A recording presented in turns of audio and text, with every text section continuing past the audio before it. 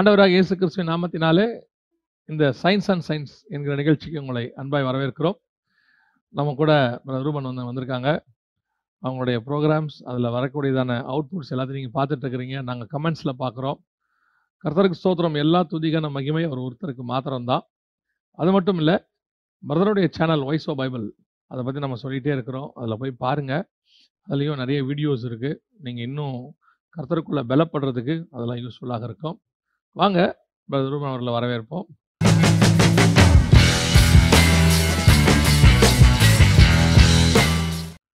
Price lord brother.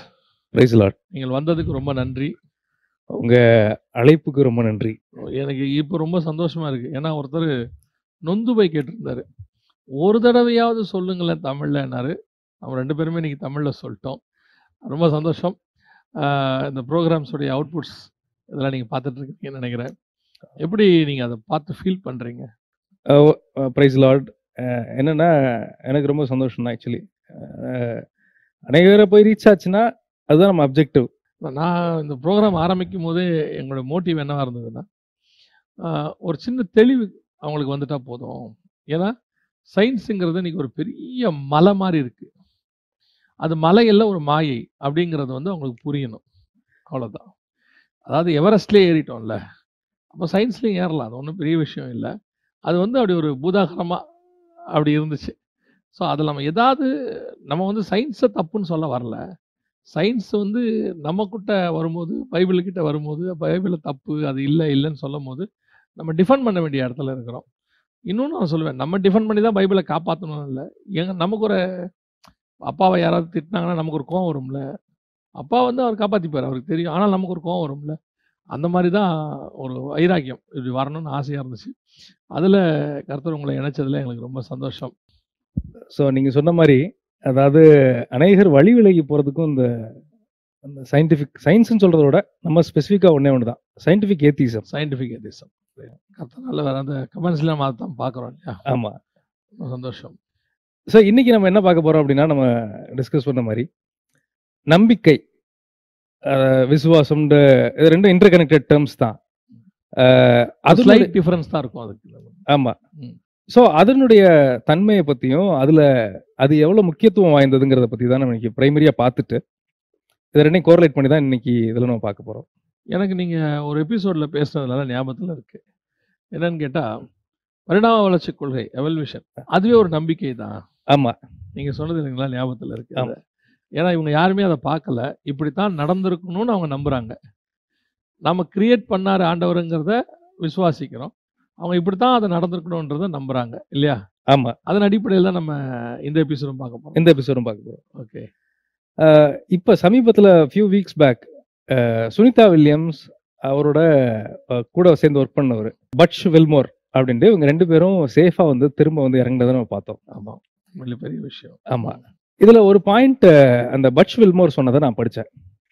அவர் பேசின வீடியோவையும் நான் பார்த்தேன். Is your life lesson or takeaway from these 9 months in space?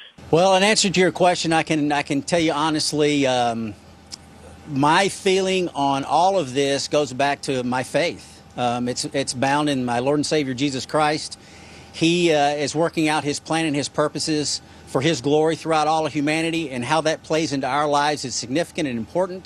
And however that plays out, and I am content because I understand that.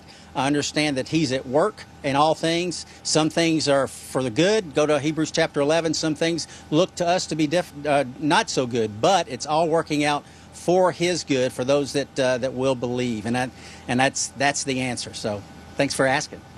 அவர் என்ன சொல்லியிருக்காருன்னா, கிறிஸ்துவின் மேல இருந்த விசுவாசமும் அந்த நம்பிக்கையும் தான் என்னைய இவ்வளோ நாள் சஸ்டெயின் பண்ணுது.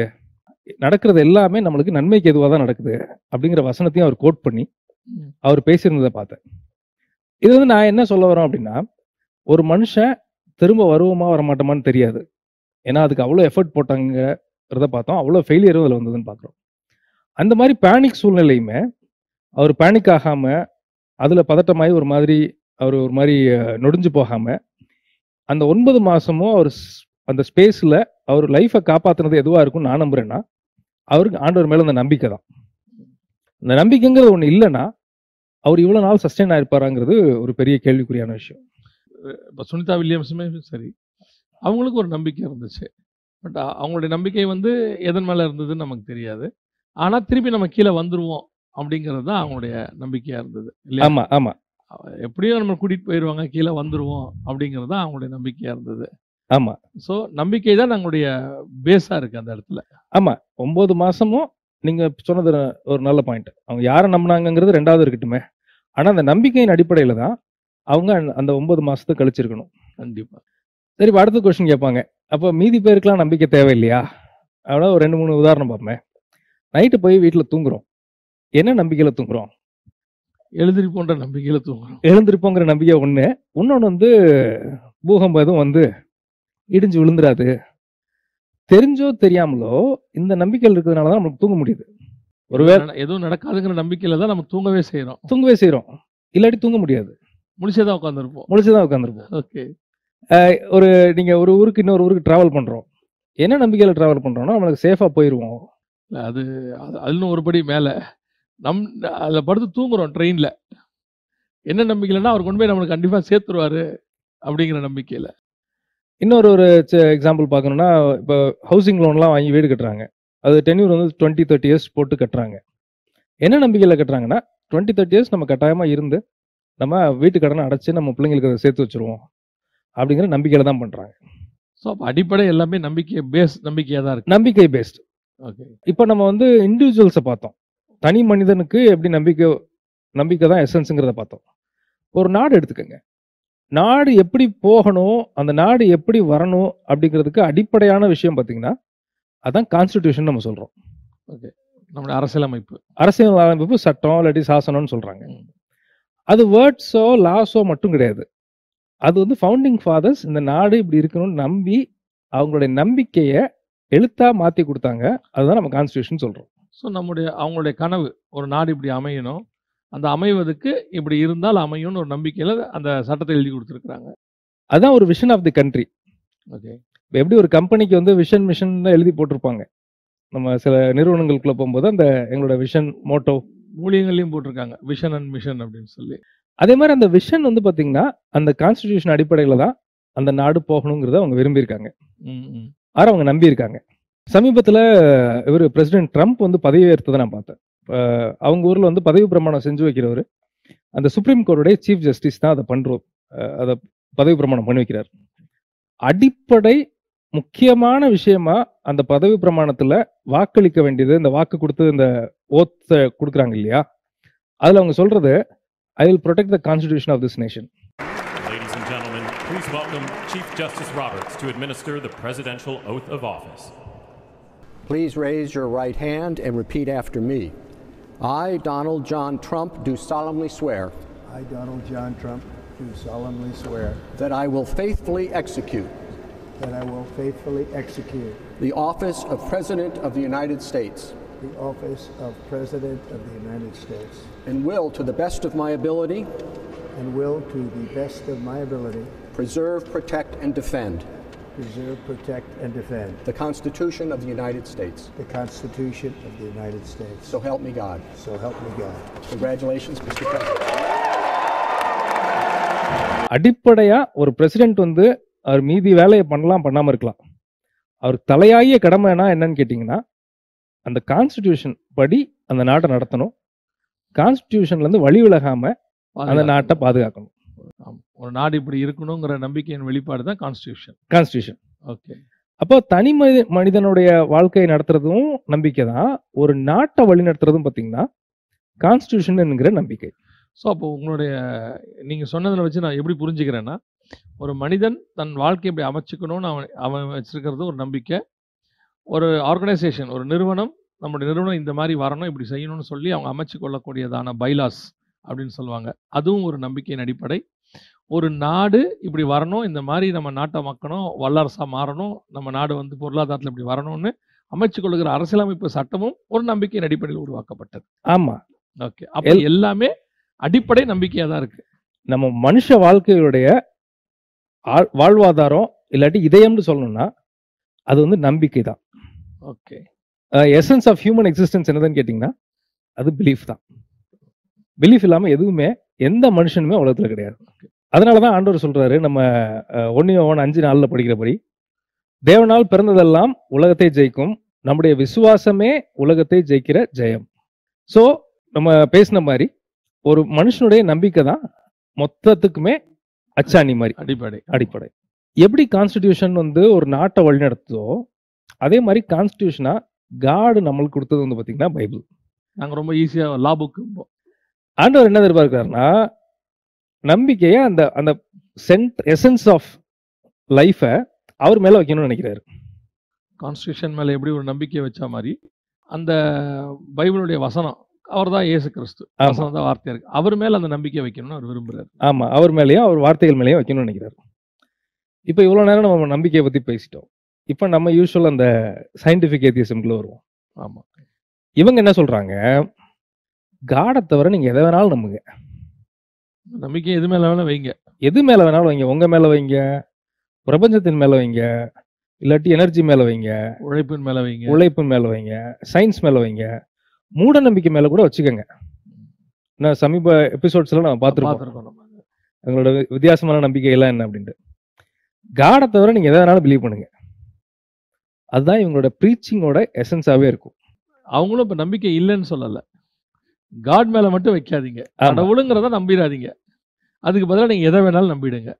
இதுதான் இந்த ஏத்திசம், எஸ்பெஷலி இந்த சயின்டிபிக் ஏத்திசமோட எசன்ஸாவே இருக்கும். இப்போ இதுல அவங்க கேட்பாங்க, அவங்க ரொம்ப சயின்டிபிக்கா ஞானமா அவனு கேட்குற மாதிரி கேட்பாங்க, அது எப்படிங்க 2000 வருஷத்துக்கு முன்னாடி வாழ்ந்த ஒரு ஆளை நீங்க நம்புறீங்க, ஜீசஸ் வந்து 2000 வருஷத்துக்கு முன்னாடி இருந்தவர், அவர் எப்படி நீங்க நம்புறீங்க அப்படின்னு இவங்க கேட்பாங்க. சரி, இதை ஒரு சைடு வச்சுக்கோங்க. இந்த மனுஷன் வந்து குரங்குல வந்து வந்தான், எவல்யூஷன்ல பரிமாணத்துல அதுல ஒண்ணு இருக்கு, ஹோமோ எரெக்டஸ் அப்படின்ட்டு. அது ஒரு விதமான அந்த பரிமாற்ற வளர்ச்சியோட ஒரு பேர். ஒரு ஸ்டேஜில் மாறி வரும்போது மனுஷன் அந்த ஸ்டேஜுக்கு மாறி இருக்கிறான். ஆமா, குரங்குல இருந்து அப்படியே கொஞ்சம் கொஞ்சமா எவல்யூட் ஆகும்போது ஒரு எவல்யூட் தான் நீங்க சொல்றது ஹோமோ இது. ஆமா, ஹோமோ எரெக்டஸ்ங்கிறது ஒரு லெவல். அது இவங்க சொல்றாங்க 1,10,000 வருஷத்துக்கு முன்னாடி இவங்க இருந்தாங்க, 1,10,000க்கு முன்னாடி இல்லாட்டி 1,10,000 இருந்து 2,00,000 வருஷத்துக்குள்ள இவங்க இருந்த இந்த மாதிரி ஒரு லெவல்ல இந்த இனமா மனுஷங்க இருந்தாங்க அப்படின்னு இவங்க சொல்றாங்க. இதை இவங்க 2000 வருஷத்துக்கு முன்னாடி இருந்த ஒரு ஆளையே நம்புறது இவங்களுக்கு கஷ்டமா இருந்ததுன்னா 1,10,000 வருஷத்துக்கு முன்னாடி நம்புறத இவங்க எப்படி ஈஸியா நம்ப முடியுது? இப்போ இது வந்து அவங்க கேட்குற கேள்விதான், நான் கேட்குறேன் இப்போ அப்படின்ட்டு. இப்போ அதுக்கு வந்து அவங்க வந்து ஏதோ ஒரு ஆதாரத்தை சொல்லுவாங்கல்ல, ஒரு எலும்பு எடுத்தாங்க, இல்லை ஒரு மண்டை ஓடு எடுத்தோம், இந்த மண்டை ஓட கம்ப்யூட்டரில் கொடுத்தா அது இப்படி தான் இருந்திருக்கும்னு சொல்லுது அப்படின்னு சொல்லி அவங்க அது ஒரு ஒரு ஒரு விதமாக கொண்டு வராங்க இல்லையா? கொண்டு வராங்கல்ல. நல்ல கொஸ்டின் நீங்கள் கேட்டது. அதுக்கு இவ்வளோ ஆதாரம் இருக்குன்னு வச்சுங்களேன், இவ்வளோ ஒரு அமௌண்ட் ஆஃப் ஆதாரம், எக்ஸ் அமௌண்ட் ஆஃப் ஆதாரம் இருக்குன்னு வச்சுங்களேன். ஜீசஸ் வாழ்ந்தாருங்கிறதுக்கு மினிமம் 10,000 எக்ஸ் ஆஃப் எவிடன்ஸ் இருக்கும். இதோட கம்பேர் பண்ணும்போது 10,000 தடவை அதிகமாக தான் இருக்கும். குறைஞ்சபட்சம் 10,000 அதுக்கு மேலேயே. அதை விட 10,000 ஆயிரக்கணக்கான மடங்குகள் இல்லாட்டி லட்சக்கணக்கான மடங்கு ஜாஸ்தி எவிடன்ஸ் இருக்கும்.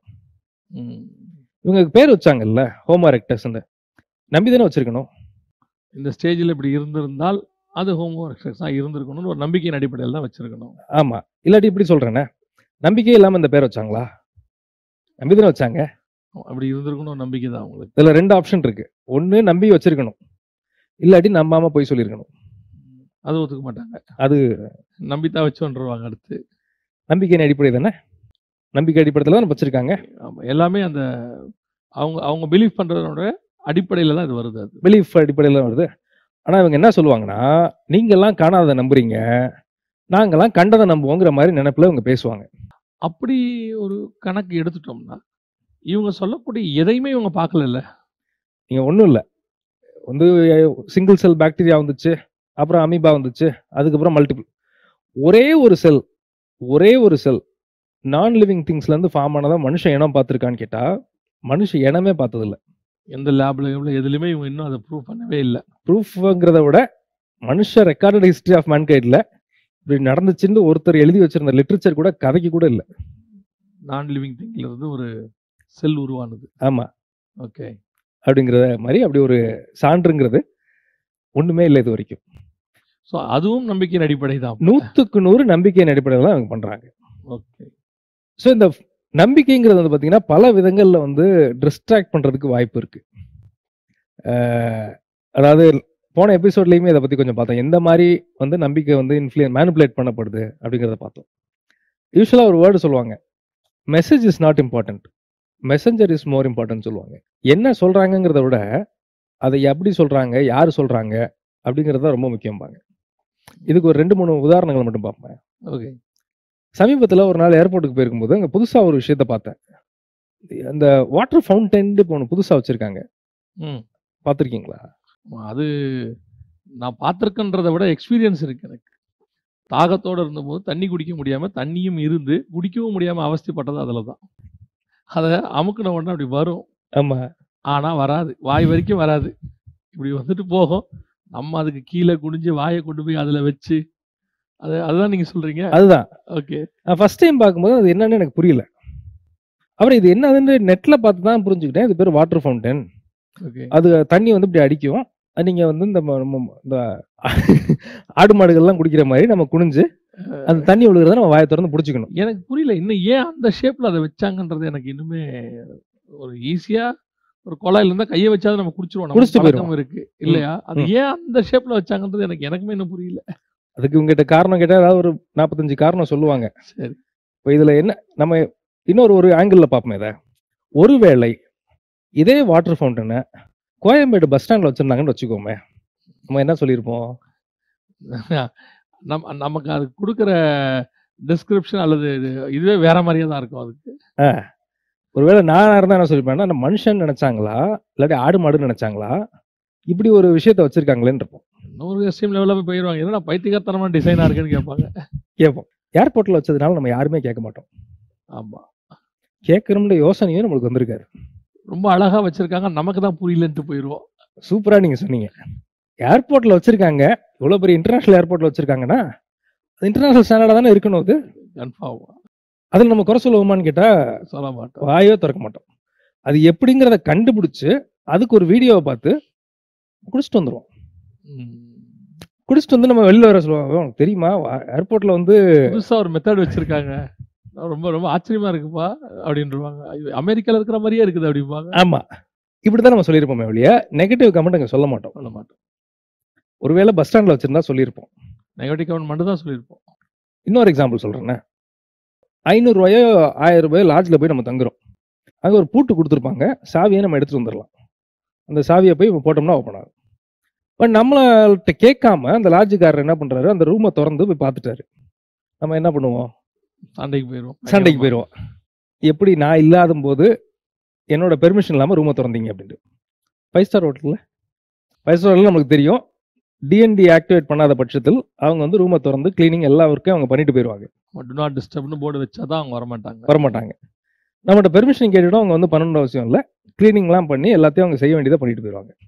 அங்கே கேட்ட கொஸ்டினை இங்கே நம்ம கேட்க மாட்டோம். இங்கே வேற சொல்லுவோம், பரவாயில்ல வந்து கிளீனாக நீட் பண்ணி வச்சுட்டு போயிருக்காங்க அப்படின்றோம். நம்மளை கேட்காமலே பண்ணிட்டாங்க. கேட்காம பண்ணிட்டாங்க. அங்கே பண்ணியிருந்தா எப்படி என்னை கேட்காம போச்சு அப்படின்னு நம்ம சண்டை போட்டிருப்போம். இங்கே கேட்க மாட்டோம். எதுக்கு சொல்கிறேன்னா, எப்படி ஒரு விஷயத்தை நீங்கள் ப்ரெசென்ட் பண்ணுறீங்க, எப்படி மனுஷங்களை ஒரு விஷயத்தை நம்ப வைக்கிறீங்கிறத பொறுத்து தான் எல்லாமே இருக்குது.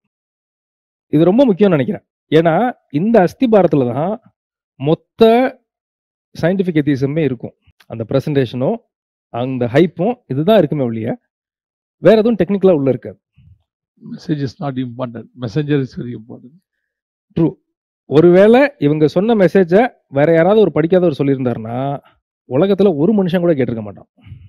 இந்த புக்கோடைய அட்டை ரொம்ப கவர் ரொம்ப இம்பார்ட்டன்ட் அந்த கண்டென்ட்டுக்கு. ஆமா, உள்ள என்ன இருக்கு ஏது இருக்காது முக்கியமே இல்லை. வெளியே இருக்கிற அந்த ரேப்பரை வந்து நீங்க ஒரு பெரிய செலிபிரிட்டியோடைய ஃபோட்டோவோ அல்லது ஏதோ ஒரு போட்டு நீங்கள் வச்சுட்டீங்கன்னா ஆட்டோமேட்டிக்காக எல்லாரும் வாங்க தொடங்கிடுறாங்க. இதுக்கு வலு சேர்க்கிற மாதிரி ஒரு 2-3 எக்ஸாம்பிள் நான் சொல்கிறேன். நான் சின்ன பிள்ளையா இருக்கும்போது மஞ்சள் பையை போட்டுட்டு ஒருத்தர் ரோட்டில் நடந்து போனார்னா அவர் வந்து ரொம்ப கம்மியாக பார்ப்பாங்க.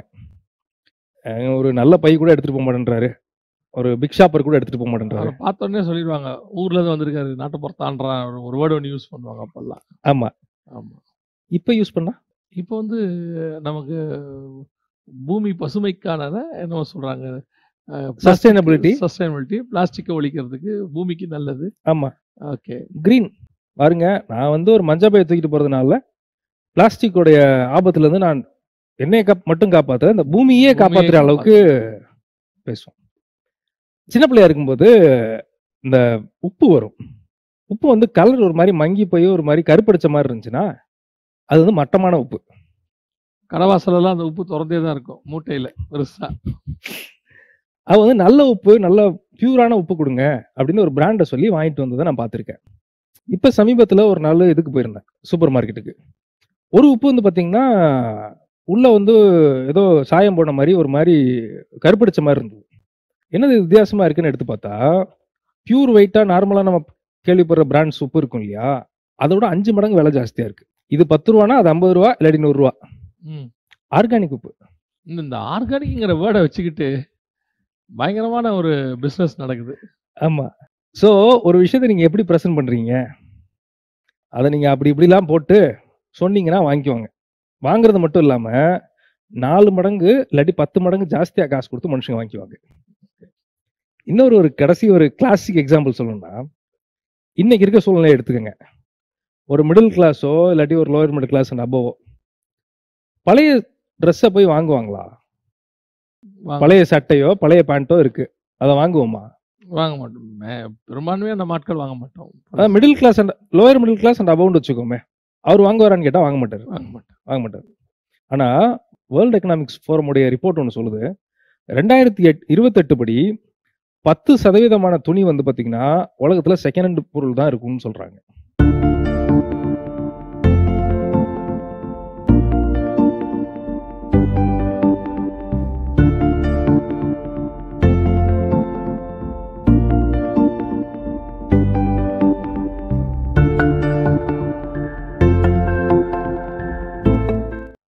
எப்படி அது பாசிபிள் ஆகும் அப்படின்னு கேட்டா, இப்ப யூரோப்லலாம் பார்த்தீங்கன்னா சஸ்டைனபிலிட்டிக்கு ரொம்ப முக்கியத்துவம் கொடுக்குறாங்க. ஒரு துணி மேனுஃபேக்சர் பண்றதுக்கு பல 100 லிட்டர் தண்ணி உங்களுக்கு தேவைப்படுது. அதே மாதிரி அதில் யூஸ் பண்றது கலரிங் இருக்கு இல்லையா, அதனால என்விரான்மெண்ட் ஹசார்ட்லாம் நிறைய வருதுன்னு சொல்றாங்க. ஆமா, சாயம் போய் கலக்கிறதுனால, சாயம் போய் கலக்குது, அதனால இதாகுது அப்படின்னு. அப்போ வந்து இப்போ அங்க நிறைய ப்ரொமோட் பண்ணிட்டு இருக்காங்க, சர்க்குலர் எக்கனாமின்னு இதை சொல்றாங்க. இப்ப அதிகப்படியான ஐரோப்பியர்கள் ஜனங்கள் மத்தியில் இந்த விழிப்புணர்வு வந்து நிறைய பேர் வந்து யூஸ்டு பொருளை வாங்குறதுக்கு வில்லிங்கா இருக்கிறாங்கன்னு சொல்றாங்க. ஆக்சுவலா எனக்கு தெரிஞ்ச ஒரு 20 இயர்ஸ்க்கு முன்னாடி யூரோப்பியன்ஸ் வந்து யூஸ்டு பொருளை யூஸ் பண்ண மாட்டாங்க. அவங்க யூஸ் பண்ணிட்டாங்கன்னா அதை விற்கவும் மாட்டாங்க, எக்ஸ்சேஞ்சும் பண்ண மாட்டாங்க, தூக்கி வீட்டு வாசல்ல வச்சிருவாங்க. அதை யார் எடுப்பானா, இந்த மைக்ரன்ஸ் இருக்காங்கல்ல, இங்கேருந்து போயிட்டு மைக்ரேட் ஆகுறாங்கல்ல, ஆமா, நம்மள மாதிரி ஆட்கள் நாங்கெல்லாம் போறோம்ல, அங்க போய் இவங்க தான் அதை எடுப்பாங்களே ஒழிய அதை அவங்க எடுக்க மாட்டாங்க. அவங்க அப்படி ஒரு அவங்களுக்கு மைண்ட் செட் உண்டு அவங்களுக்கு. இப்போ அதை கொஞ்சம் கொஞ்சமா சொல்லி நீங்க வந்து அதிகப்படியான துணி யூஸ் பண்ணீங்கன்னா அது நம்ம உலகத்துக்கு கேடு, மாசு உண்டாக்குது அப்படின்னு சொல்லி ஸ்க்ரீன்ல பார்க்குற மாதிரி பெரிய பெரிய கடைகள் பழைய பொருளை வாங்கி விற்கிறாங்க. அதுக்கு நல்ல ரெஸ்பான்ஸ் வந்துட்டு இருக்கு. அதுக்கு ஒரு ஃபேஷன் ஷோ, அதுக்கு ஒரு செலிபிரிட்டி என்டோர்ஸ்மெண்ட்டு அப்படின்னு நீங்கள் போட்டு போகும்போதே உங்களுக்கு என்ன ஃபீலிங் வரும்னா, நான் வந்து இவ்வளோ லிட்டர் தண்ணியை சேவ் பண்ணியிருக்கேன், இவ்வளோ இஎஸ்ஜி என்விரான்மெண்ட் சோஷியல் கவர்னன்ஸ்லாம் இப்போ பேசுகிறாங்க இல்லையா, இந்த சஸ்டைனபிலிட்டிக்கு நான் உதவி செஞ்சுருக்கேன் அப்படிங்கிற ஒரு ஃபீலிங் வந்த பிறகு கம்ஃபர்டபுளாக வாங்குவாங்க அதே பழைய பொருளை. ஒரு காலத்தில் பழைய பொருளை வேணான்னு சொன்னவங்க இப்போ அதை வாங்க தொடங்கிட்டாங்க, காசு கொடுத்து வாங்குறாங்க. ஸோ ஒரு பொருளை நீங்கள் எப்படி சொல்லி விற்கிறீங்க, அதுக்கு என்ன ஸ்டோரி சொல்கிறீங்க, அதை எப்படி ப்ரெசென்ட் பண்ணுறீங்க அப்படிங்கிறத வச்சு விற்கிற விதமாக விற்றா மனுஷங்க வாங்குவாங்க. ஸோ நம்ம என்ன சொல்ல வரோம்னா, இதே பேசிஸில் தான் இந்த சயின்டிஃபிக் ஏத்திசம் தன்னுடைய ஏத்திச கருத்துக்களை அகைன்ஸ்ட் காட் அப்படிங்கிறதான தேவனுக்கு பதிலான கருத்துக்களை இந்த டேகோட கொண்டு வந்து கொடுக்குது. இப்படி புகுத்தப்பட்ட ஒரு கதை தான் இந்த சயின்டிஃபிக் ஏத்திசம். ரொம்ப அழகான தெளிவான விளக்கம், ரொம்ப அழகான ஒரு மேப் மாதிரி கொண்டு வந்து இணைச்சி சொன்னீங்க, ரொம்ப நல்லா இருக்கு. ஸோ இப்போ நம்ம வந்துட்டு இந்த தெளிவான அப்படி ஒரு மேப் மாதிரி நீங்கள் சொன்னது ரொம்ப அழகாக இருந்தது. ஸோ இவங்களுக்கு நம்ம ஃபைனல் கன்க்ளூஷன் அப்படி என்னன்னு கேட்டால், உலகத்தில் இருக்கிற அத்தனையும் நம்பிக்கையின் அடிப்படையில் தான் இருக்குது. அவர்களும் இந்த சயின்டிஃபிக் ஏத்திசம் சொல்கிறவங்களும் அந்த அடிப்படையில் தான் கொண்டு வராங்க. ஆனால் அவங்க கொண்டு வந்து கொடுக்கக்கூடியதான பேக்கேஜ், அந்த கவர், ரேப்பர், அல்லது அதை சொல்லக்கூடியதான அந்த செலிபிரிட்டி அந்த சொல்லுகிற விதத்தில் தான் அவர்கள் அந்த பொய்யை உண்மை போல சொல்லுகிறார்கள் ஆமா. இல்லையா? ஸோ அதில் தான் நம்ம ரொம்ப கேர்ஃபுல்லாக இருக்க வேண்டியிருக்கு. ஆமா. பல நேரங்களில் வந்து இந்த ரேப்பர்னு சொல்லக்கூடியதான இந்த ப்ரெசன்டேஷன் யுக்தி ரொம்ப இம்பார்ட்டண்ட்டாக பார்க்கப்படுது. அதுதான் செய்கிறாங்க. ஆனால் சுவிசேஷம் மிக எளிய, ரொம்ப கேஷுவலாக, ரொம்ப சாதாரணமாக சொல்லப்படும் பொழுது அது பெரும்பாலும் ஜனங்களுக்கு வந்து அது சாதாரணமாக நினைக்கிறாங்க இல்லையா? பட் ரொம்ப சந்தோஷம் இன்னைக்கு நம்ம பார்த்தது. கர்த்தருக்கு சித்தமானால இன்னொரு எபிசோடில் இதே மாதிரி ஒரு விஷயத்தில் நம்ம இன்னும் அவங்களுக்கு என்ன சொல்லணும்னு கர்த்தர் விரும்புகிறாரோ அதை நம்ம சொல்லுவோம். உங்களுடைய கேள்விகள், உங்களுடைய கமெண்ட்ஸ் எல்லாத்தையும் கொடுக்கப்படுகிற வாட்ஸ்அப் நம்பருக்கு நீங்கள் அனுப்புங்க. நான் ஏற்கனவே சொன்ன மாதிரி சகோதரனுடையதான சேனல் வாய்ஸ் ஆஃப் பைபிள் இருக்குது, நீங்கள் அதுலேயும் போய் பாருங்கள். ஸோ இதை நீங்கள் அநேகருக்கு தெரியப்படுத்துங்க. ஏன்னா எங்கள் சேனலுக்காகவோ அல்லது வியூஸ்க்காகவோ அல்லது லைக் போடுங்க அதுக்காகவோ இல்லவே இல்லை. இந்த மாதிரி தெளிவு இல்லாமல் அல்லது தெளிவு பெற விரும்புகிற நிறைய பேர் இருக்காங்க. அவர்களுக்கு அது பிரயோஜனமாக இருக்கும். எப்போ நாங்கள் கேட்குறபடி எங்கள் ஊழியர்களுக்காக ஜெபித்துக் கொள்ளுங்கள். God bless you. Thank you brother. Thank you.